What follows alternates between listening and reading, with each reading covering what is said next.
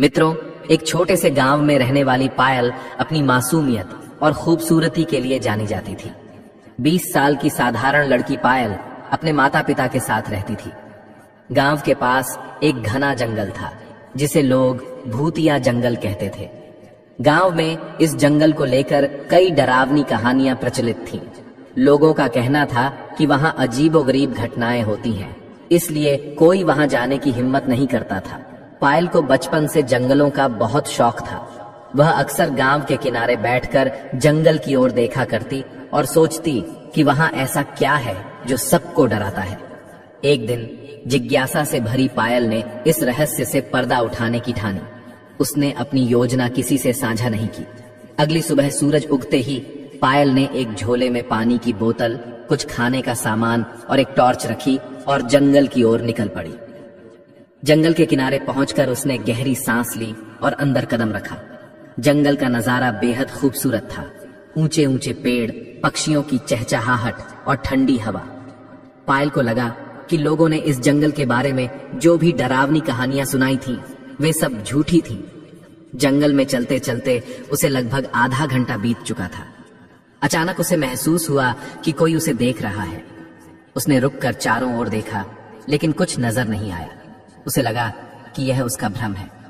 वह आगे बढ़ी, लेकिन थोड़ी दूर जाने के बाद उसने पीछे से सूखे पत्तों की चरमराने की आवाज सुनी। डरते डरते उसने मुड़कर देखा। वहां एक विशाल गोरिल्ला खड़ा था। वह लगभग 7 फुट लंबा था और उसकी आंखों में एक रहस्यमयी चमक थी। पायल का दिल जोर जोर से धड़कने लगा। उसे लगा कि गोरिल्ला उस पर हमला करेगा, लेकिन गोरिल्ला ने कोई हरकत नहीं की। वह बस शांत खड़ा पायल को घूर रहा था। पायल ने धीरे धीरे पीछे हटने की कोशिश की, लेकिन तभी गोरिल्ला ने अपनी लंबी भुजाएं फैलाकर उसका रास्ता रोक लिया। उसने अपनी गहरी आवाज में कुछ अजीब से संकेत किए। पायल को महसूस हुआ कि गोरिल्ला उस पर हमला नहीं कर रहा, बल्कि उसे कुछ बताने की कोशिश कर रहा है। गोरिल्ला ने अचानक जमीन से एक बड़ा पत्ता उठाया और पायल की ओर बढ़ाया। पायल डरते डरते पत्ता लेने के लिए आगे बढ़ी। पत्ते पर अजीब तरह के निशान बने हुए थे, जो किसी गुप्त संदेश जैसे लग रहे थे। गोरिल्ला ने फिर से इशारे किए, मानो उसे अपने पीछे आने को कह रहा हो। पायल के भीतर डर और जिज्ञासा का अजीब सा संगम था। आखिरकार उसने हिम्मत जुटाई और गोरिल्ला के पीछे पीछे चलने लगी। कुछ ही देर में वे एक गुफा के पास पहुंचे। गोरिल्ला ने गुफा की ओर इशारा किया, मानो उसे अंदर जाने को कह रहा हो। पायल ने झिझकते हुए गुफा के अंदर झांका। वहां उसे कुछ चमकता हुआ दिखाई दिया। उसने पास जाकर देखा तो वह एक चमचमाता हुआ हार था। हार के पास ही एक पुरानी डायरी रखी थी। पायल ने डायरी उठाई और उसे खोलकर पढ़ने लगी। जैसे ही उसने पहला पन्ना पलटा, अचानक उसे ऐसा महसूस हुआ मानो किसी ने उसे पीछे से धक्का दिया हो। उसने तुरंत पलटकर देखा, लेकिन वहां कोई नहीं था। गोरिल्ला गुफा के बाहर खड़ा था। उसकी आंखों में कुछ कहने की कोशिश का दर्द झलक रहा था। डायरी के पन्नों पर लिखी बातें बेहद अजीब थीं। उसमें लिखा था कि यह गोरिल्ला कभी इंसान था, लेकिन एक प्राचीन श्राप के कारण वह इस रूप में बदल गया। श्राप को तोड़ने के लिए उसे किसी निर्दोष व्यक्ति की मदद चाहिए थी, जो बिना किसी स्वार्थ के उसकी सहायता करे। पायल यह सब पढ़कर सन्न रह गई। उसे समझ नहीं आ रहा था कि वह क्या करे। उसने गोरिल्ला की ओर देखा, जो अब भी शांत खड़ा उसकी ओर देख रहा था। उसकी आंखों में एक अजीब दर्द और उम्मीद की झलक थी, मानो वह पायल से विनती कर रहा हो। पायल ने सोचा कि अगर यह गोरिल्ला सचमुच इंसान है तो उसे उसकी मदद करनी चाहिए। उसने हिम्मत जुटाकर डायरी के अगले पन्ने पलटे। वहां श्राप तोड़ने का तरीका लिखा था, लेकिन निर्देश बेहद अस्पष्ट थे। उसमें एक रहस्यमय मंत्र और एक खास दिन का जिक्र था। पायल को समझ नहीं आ रहा था कि वह क्या करे, लेकिन गोरिल्ला ने फिर से इशारे किए और उसे अपने साथ जंगल के और अंदर ले जाने लगा। जंगल में चलते हुए पायल ने महसूस किया कि गोरिल्ला लगातार चौकन्ना है, मानो उसे किसी का डर हो। वह बार बार इधर उधर देखता और तेज चलने लगता। पायल का दिल बेचैन था, लेकिन वह उसके साथ चलती रही। कुछ देर बाद वे एक छोटी सी झील के पास पहुंचे। झील का पानी शांत और रहस्यमय था। गोरिल्ला ने पायल को इशारे से झील के पानी में झांकने को कहा। जैसे ही पायल ने झील में झांका, उसने देखा कि पानी में उसका प्रतिबिंब अजीब सा दिख रहा था। ऐसा लग रहा था जैसे झील के भीतर से कोई अदृश्य शक्ति उसे अपनी ओर खींच रही हो। पायल घबराकर पीछे हटने लगी, लेकिन गोरिल्ला ने उसका हाथ पकड़ लिया। उसने इशारे से समझाया कि डरने की जरूरत नहीं है। तभी झील के पानी से अचानक एक रहस्यमय आवाज गूंजी। वह आवाज गहरी और गूंजती हुई थी। उसने कहा, अगर तुम इस गोरिल्ला की मदद करना चाहती हो तो तुम्हें अपनी सबसे कीमती चीज का त्याग करना होगा। पायल यह सुनकर सन्न रह गई। उसने गोरिल्ला की ओर देखा जो बेचैनी से झील की ओर देख रहा था। उसकी आंखों में उम्मीद और दर्द का अजीब मेल था। ऐसा लग रहा था मानो वह पायल से अपनी तरफदारी की गुहार कर रहा हो। पायल का मन सवालों से भर गया। क्या यह गोरिल्ला सचमुच निर्दोष है? क्या मैं इसकी मदद करके किसी बड़े खतरे में पड़ जाऊंगी? झील की आवाज ने एक बार फिर कहा, तुम्हारे पास ज्यादा समय नहीं है, फैसला करो। पायल की सांसें तेज हो गईं। वह झील से उठती आवाजों को सुनकर अंदर तक सहम गई थी। उसके सामने दो रास्ते थे, या तो वह गोरिल्ला की मदद करके इस रहस्य का हिस्सा बने या अपनी जान बचाकर लौट जाए। उसकी आंखें गोरिल्ला पर टिकी रहीं, जो अब भी शांत खड़ा, दर्द और उम्मीद भरी नजरों से उसे देख रहा था। गोरिल्ला के चेहरे की बेचैनी और दर्द साफ झलक रहा था। पायल को समझ नहीं आ रहा था कि वह क्या करे। झील की आवाज ने फिर से गूंजते हुए कहा, तुम्हें जल्दी फैसला करना होगा। गोरिल्ला को इंसान बनाने के लिए तुम्हें अपनी सबसे कीमती चीज का त्याग करना होगा। पायल ने झील की ओर देखा और धीमे स्वर में पूछा, मेरी सबसे कीमती चीज क्या है? झील की आवाज ने उत्तर दिया, यह तुम्हारे दिल से तय होगा। जो चीज तुम्हें सबसे प्रिय है वही त्याग करनी होगी। पायल गहरी सोच में पड़ गई। उसके पास ऐसा क्या था जिसे वह सबसे अधिक प्रिय मानती थी? उसका परिवार, उसकी स्वतंत्रता या उसकी अपनी पहचान? उसने गोरिल्ला की ओर देखा, जिसकी आंखों में उम्मीद और दर्द का अजीब सा मिश्रण था। पायल ने अपने अंदर की हिम्मत जुटाई और कहा, मैं त्याग के लिए तैयार हूं, लेकिन मुझे पहले यह जानना होगा कि तुम कौन हो और तुम्हारे साथ ऐसा क्यों हुआ। गोरिल्ला ने झील के पानी की ओर इशारा किया। अचानक झील के पानी में लहरें उठने लगीं और उसमें एक कहानी उभरने लगी। पायल ने देखा कि गोरिल्ला कभी एक राजकुमार था जिसका नाम अरुण था। अरुण एक शक्तिशाली राज्य का उत्तराधिकारी था, सुंदर, साहसी और नेक दिल। लेकिन एक दिन उसने जंगल में एक रहस्यमयी महिला की मदद करने से इनकार कर दिया। वह महिला एक जादूगरनी थी। उसके अपमान से क्रोधित होकर उसने अरुण को गोरिल्ला बना दिया और कहा, तुम्हें इस श्राप से तब तक मुक्ति नहीं मिलेगी जब तक कोई निर्दोष लड़की अपनी सबसे प्रिय चीज त्याग कर तुम्हें बचाने का साहस नहीं दिखाएगी। पायल यह सब देखकर हैरान रह गई। उसने गोरिल्ला की ओर देखा और कहा, तुम्हारा दर्द मैं समझ सकती हूं, मैं तुम्हारी मदद करूंगी। तभी झील की आवाज फिर से गूंज उठी, अगर तुमने त्याग किया तो गोरिल्ला इंसान बन जाएगा, लेकिन याद रखना तुम्हारे जीवन में एक ऐसी कमी आ जाएगी जिसे तुम हमेशा महसूस करोगी। पायल ने कुछ पल के लिए आंखें बंद की, फिर धीरे धीरे अपने माता पिता, अपने सपनों और अपनी जिंदगी के बारे में सोचा। लेकिन गोरिल्ला की पीड़ा देखकर उसका दिल पिघल गया। उसने दृढ़ निश्चय किया और कहा, मैं तैयार हूं, मैं अपनी सबसे कीमती चीज त्याग दूंगी। झील की लहरें अचानक शांत हो गई और एक अद्भुत रोशनी झील के पानी से उठकर पायल को घेरने लगी। गोरिल्ला भी उस रोशनी के अंदर खड़ा हो गया। पायल ने महसूस किया कि उसकी यादों का एक हिस्सा धुंधला हो रहा था। रोशनी ने उसे संबोधित किया, क्या तुम जानती हो कि तुम किस चीज का त्याग कर रही हो? पायल ने उत्तर दिया, नहीं, लेकिन मैं इसके लिए तैयार हूं। जैसे ही उसने यह कहा, रोशनी ने चारों ओर फैलना शुरू कर दिया। गोरिल्ला का शरीर कांपते हुए छोटा होने लगा। उसके लंबे हाथ और पैर सिकुड़ने लगे और उसकी भारी काया हल्की हो गई। वह धीरे धीरे एक इंसान में बदलने लगा। पायल ने देखा कि गोरिल्ला अब एक सुंदर और साहसी युवक में बदल चुका था। वह युवक अरुण था, जिसने पायल की ओर देखा और उसकी आंखों में कृतज्ञता के आंसू थे। उसने कहा, तुमने मेरे लिए जो कुछ भी किया उसके लिए मैं हमेशा तुम्हारा आभारी रहूंगा। तभी पायल को महसूस हुआ कि कुछ अजीब हो रहा है। उसकी यादें धीरे धीरे धुंधली हो रही थीं। उसने खुद को, अपने माता पिता और अपने घर के बारे में सोचना चाहा, लेकिन सब कुछ धुंधला हो गया। उसने घबराकर अरुण से पूछा, मुझे क्या हो रहा है? अरुण ने दुख भरे स्वर में कहा, तुमने अपनी सबसे कीमती चीज यानी अपनी यादें त्याग दी हैं। अब तुम अपने परिवार, अपने घर और अपनी पुरानी जिंदगी को भूल जाओगी। पायल के लिए यह अत्यंत कठिन था। उसने अरुण से कहा, मैंने यह सब तुम्हारे लिए किया, लेकिन क्या अब मैं अपने परिवार को कभी नहीं देख पाऊंगी?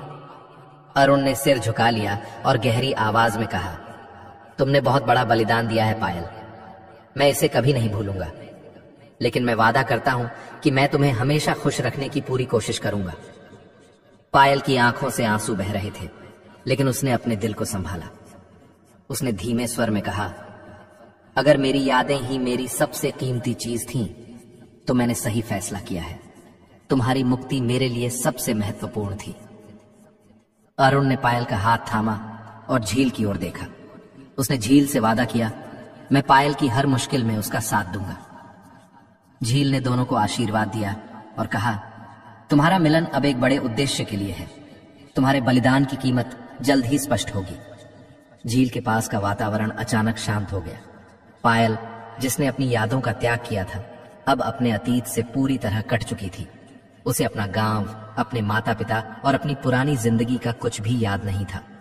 उसके मन में एक अजीब सा खालीपन था।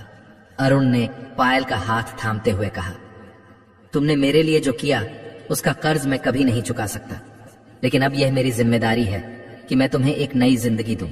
चलो यहां से चलते हैं। पायल ने अरुण की ओर देखा। उसकी आंखों में अनजाना सा पन था। उसने कहा, मुझे नहीं पता कि मैं कौन हूं, लेकिन अगर तुम कह रहे हो कि तुम मेरी मदद करोगे तो मैं तुम्हारे साथ चलूंगी। दोनों जंगल के रास्तों से गुजरते हुए गांव की ओर बढ़े। अरुण ने पायल से वादा किया कि वह अब उसे खुशहाल जिंदगी देगा, लेकिन जैसे ही वे गांव के करीब पहुंचे, अजीब घटनाएं शुरू हो गई। गांव के लोग जैसे ही अरुण और पायल को जंगल से बाहर आते देखे, उनकी आंखों में डर और आशंका भर गई। एक बूढ़ी औरत ने कांपती आवाज में चिल्लाया, यह वही गोरिल्ला है, यह फिर से लौट आया है। अरुण हैरान रह गया। उसने समझाने की कोशिश की, मैं अब गोरिल्ला नहीं हूं, मैं इंसान बन चुका हूं। इस लड़की ने मुझे मुक्त किया है। लेकिन गांव वाले उसकी बात सुनने को तैयार नहीं थे। भीड़ में से एक युवक ने क्रोधित स्वर में कहा, तुम वही हो जिसने हमारे गांव के कई लोगों को नुकसान पहुंचाया। हम तुम्हें यहां रहने नहीं देंगे। अरुण ने पायल की ओर देखा, जो अभी भी स्थिति को समझने की कोशिश कर रही थी। अरुण ने उसके कंधे पर हाथ रखते हुए कहा, हमें यहां से चलना होगा। दोनों गांव से दूर एक सुनसान जगह पर चले गए। अरुण ने गहरी सांस लेते हुए कहा, श्राप ने मुझे इंसान बना दिया, लेकिन यह मेरी आत्मा से पूरी तरह से मिटा नहीं। लोग मुझे कभी नहीं अपनाएंगे। पायल, जो अब अपने अतीत से पूरी तरह अनजान थी, ने गंभीर स्वर में कहा, मैं सब कुछ नहीं समझ पाई हूं, लेकिन अगर यह सच है तो हमें इस श्राप का असली कारण खोजना होगा। हो सकता है इसका अंत अभी बाकी हो। अरुण ने उसकी ओर देखा और कहा, तुम सही हो, शायद यह श्राप पूरी तरह खत्म नहीं हुआ है। हमें झील के पास वापस जाना होगा और सच्चाई का पता लगाना होगा। दोनों ने रात भर इंतजार किया और अगली सुबह झील की ओर रवाना हुए। जैसे ही वे झील के करीब पहुंचे, उन्होंने वहां एक अजीब सी हलचल महसूस की। झील का पानी गहरे काले रंग में बदल चुका था और वहां से रहस्यमयी आवाजें आ रही थीं। अरुण ने झील की ओर देखते हुए कहा, तुमने कहा था कि श्राप खत्म हो जाएगा, लेकिन लोग मुझे अब भी स्वीकार नहीं कर रहे। क्या अभी भी कुछ बाकी है? झील से एक गूंजती हुई आवाज आई, तुम्हारा श्राप खत्म हो चुका है, लेकिन पायल का बलिदान अधूरा है। जब तक उसका बलिदान पूरा नहीं होगा, श्राप पूरी तरह खत्म नहीं होगा। पायल ने चौंक कर पूछा, मेरा बलिदान अधूरा? मैंने तो अपनी यादों का त्याग कर दिया है, अब और क्या बाकी है? झील की गूंजती आवाज ने उत्तर दिया, तुमने अपनी यादों का त्याग किया, लेकिन यह बलिदान केवल तुम्हारे अतीत को छूता है।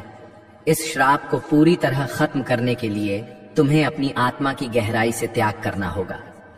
अरुण का चेहरा गुस्से और पीड़ा से भर गया। उसने झील की ओर चिल्लाकर कहा, यह अन्याय है।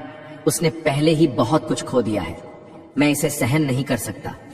लेकिन झील की शांत स्थिर आवाज गूंजी, यह श्राप उसी त्याग से बंधा है। अगर वह यह त्याग नहीं करती तो तुम फिर से उसी गोरिल्ला के रूप में लौट जाओगे और इस बार तुम्हें कोई बचा नहीं सकेगा। पायल की आंखों में आंसू छलक आए। उसने धीमे स्वर में कहा, अगर यही सच है तो मैं त्याग के लिए तैयार हूं। अरुण ने उसका हाथ पकड़ते हुए कहा, नहीं, मैं तुम्हें और खोने नहीं दूंगा। मैं इस रूप में ही जी लूंगा, लेकिन तुम्हारी जिंदगी को और खतरे में नहीं डाल सकता। पायल ने उसकी ओर दृढ़ता से देखा और गंभीर स्वर में कहा, मैंने पहले ही फैसला कर लिया है। अगर तुम्हारा दर्द मेरे बलिदान से खत्म हो सकता है तो मुझे यह करना होगा।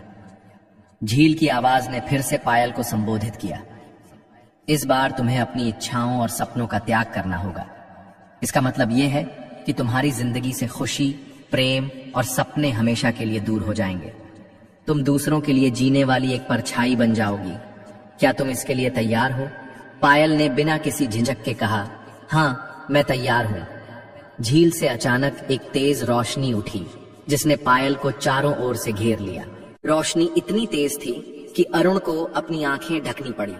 पायल के चेहरे पर दर्द साफ झलक रहा था और उसका शरीर कांपने लगा। अरुण ने रोते हुए और चिल्लाते हुए कहा, नहीं, इसे रोको। लेकिन झील की प्रक्रिया रुकने वाली नहीं थी। रोशनी बढ़ती रही और पायल का शरीर धीरे धीरे हल्का और कमजोर होता गया। जब रोशनी थमी तो पायल जमीन पर गिर पड़ी। अरुण ने पायल को संभाला और गहरी सांस लेते हुए कहा, पायल, तुम ठीक हो? पायल ने उसकी ओर देखा, लेकिन उसकी आंखों में कोई भावना नहीं थी। उसने धीमी आवाज में कहा, अब मैं सिर्फ तुम्हारे लिए हूं। मेरी जिंदगी का एकमात्र उद्देश्य तुम्हारा साथ देना है। अरुण समझ गया कि पायल ने अपनी हर इच्छा, हर सपने को त्याग दिया है। वह अंदर से टूट चुका था। उसने पायल का हाथ थामते हुए कहा, मैं तुम्हारी इस कुर्बानी को कभी व्यर्थ नहीं जाने दूंगा। लेकिन वह ठहर गया, फिर बोला, क्या झील ने हमें सच में सारा सच बताया है या इस कहानी में अभी भी कोई बड़ा रहस्य छिपा हुआ है? पायल का चेहरा शांत था, लेकिन उसकी आंखों में किसी भी तरह की भावना का नामो निशान नहीं था। वह अरुण के पास खड़ी थी, मगर ऐसा लग रहा था जैसे वह अब एक जिंदा इंसान नहीं बल्कि एक खाली खोल बन चुकी हो। अरुण ने उसे देखते हुए कहा, पायल, मैंने तुम्हारे लिए ऐसा कभी नहीं चाहा था। यह सब मेरी वजह से हुआ है। मैं तुम्हें इस हालत में नहीं देख सकता। पायल ने धीमे स्वर में कहा, अब मेरी कोई इच्छा नहीं है, कोई सपना नहीं है। मेरी जिंदगी का मकसद केवल तुम्हारी मदद करना है। अरुण का दिल मानो 1000 टुकड़ों में बंट गया। उसने झील की ओर देखते हुए चिल्लाकर कहा, क्या यही तुम्हारा न्याय है? मैंने जो गलती की थी उसकी सजा मुझे मिली, लेकिन इस लड़की ने सिर्फ भलाई का काम किया। उसे इस तरह क्यों भुगतना पड़ रहा है? झील की आवाज फिर से गूंजी, शांत लेकिन गहरी। अरुण, यह श्राप तुम्हारी गलती का परिणाम था, लेकिन पायल ने अपनी मर्जी से इस बलिदान को चुना है। हर श्राप की जड़ केवल सतही नहीं होती, यह किसी के कर्मों की गहराई में छिपी होती है। अरुण ने झील की ओर देखते हुए पूछा, क्या इसका मतलब है कि इस श्राप के पीछे अब भी कोई सच छिपा हुआ है? झील की आवाज गंभीर हो गई।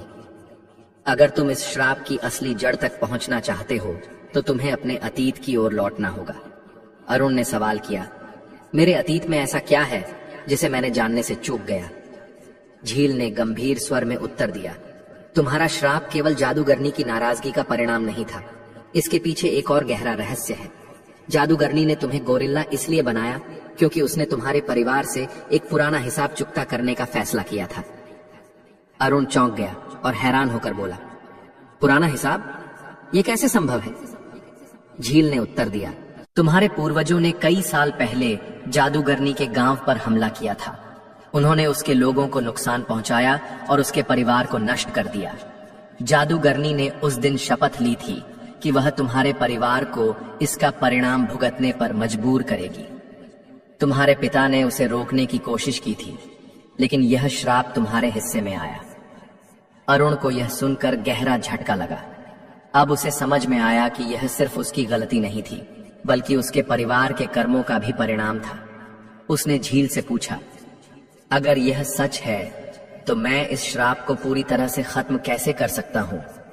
झील ने उत्तर दिया, तुम्हें जादूगरनी को ढूंढना होगा और उससे माफी मांगनी होगी, लेकिन यह आसान नहीं होगा। वह अब भी इस जंगल में कहीं छिपी हुई है और उसकी तलाश करना मौत को बुलाने जैसा हो सकता है। पायल, जो अब अपनी इच्छाओं और सपनों से मुक्त थी, बोली, मैं तुम्हारे साथ चलूंगी। तुम्हें जादूगरनी तक पहुंचने के लिए मेरी मदद की जरूरत होगी। अरुण ने उसे रोकने की कोशिश की। नहीं पायल, यह बहुत खतरनाक है। लेकिन पायल ने दृढ़ता से कहा, अब मेरी जिंदगी का एकमात्र मकसद तुम्हारी मदद करना है, मुझे रोको मत। दोनों ने झील से विदा ली और जादूगरनी की तलाश में जंगल के और गहरे हिस्से की ओर बढ़ने लगे।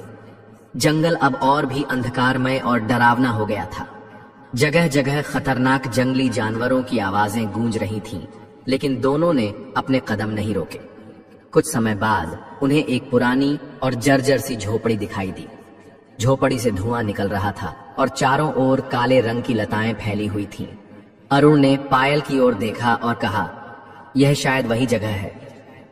दोनों झोपड़ी के पास पहुंचे और दरवाजे को खटखटाया। अंदर से एक कर्कश आवाज आई, कौन है? क्या तुम नहीं जानते कि इस जगह पर आना मना है?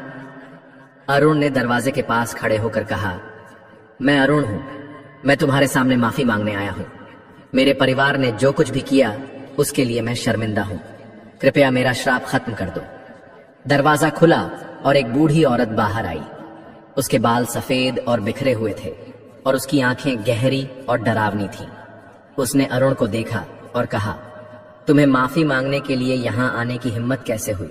क्या तुम्हें लगता है कि सिर्फ माफी से सब कुछ ठीक हो जाएगा? अरुण ने दृढ़ता से कहा, जानता हूं कि माफी काफी नहीं है, लेकिन मैं अपनी गलती सुधारने के लिए कुछ भी करने को तैयार हूं। जादूगरनी ने पायल की ओर देखा और कहा, यह लड़की कौन है? क्या यह भी तुम्हारे परिवार का हिस्सा है? पायल ने शांत स्वर में कहा, मैं इस पर अपना सब कुछ निछावर कर चुकी हूं। अब मेरी इस दुनिया में कोई पहचान नहीं है। जादूगरनी हंस पड़ी और बोली, यह लड़की तुम्हारे लिए सबसे बड़ी ताकत और सबसे बड़ी कमजोरी है। अगर तुम सच में अपने श्राप को खत्म करना चाहते हो तो तुम्हें अपना सबसे बड़ा बलिदान देना होगा। अरुण ने चौंक कर पूछा, सबसे बड़ा बलिदान? वह क्या है? जादूगरनी ने गंभीर स्वर में उत्तर दिया, तुम्हें इस लड़की को हमेशा के लिए छोड़ना होगा। अरुण ने यह सुनकर गहरी चुप्पी साध ली। पायल को हमेशा के लिए छोड़ने का विचार उसके दिल को भीतर से चीरने जैसा था। उसने पायल की ओर देखा, जो शांत खड़ी थी, लेकिन उसकी आंखों में अब कोई भावना नहीं थी। वह अब एक खाली खोल बन चुकी थी, जिसे केवल अरुण की मदद करना ही एकमात्र उद्देश्य बन चुका था। अरुण ने गहरी सांस ली और जादूगरनी से कहा, तुम्हारा प्रस्ताव असंभव है।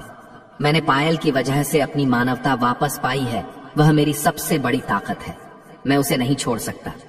जादूगरनी ने ठंडी हंसी के साथ कहा, तो तुम्हें यह भी स्वीकार करना होगा कि तुम्हारा श्राप कभी पूरी तरह खत्म नहीं होगा। तुम्हारी किस्मत में हमेशा अधूरी मुक्ति ही रहेगी। अरुण ने पायल की ओर मुड़कर कहा, मैं तुम्हें छोड़ने का ख्याल भी नहीं कर सकता। तुमने मेरे लिए सब कुछ खो दिया।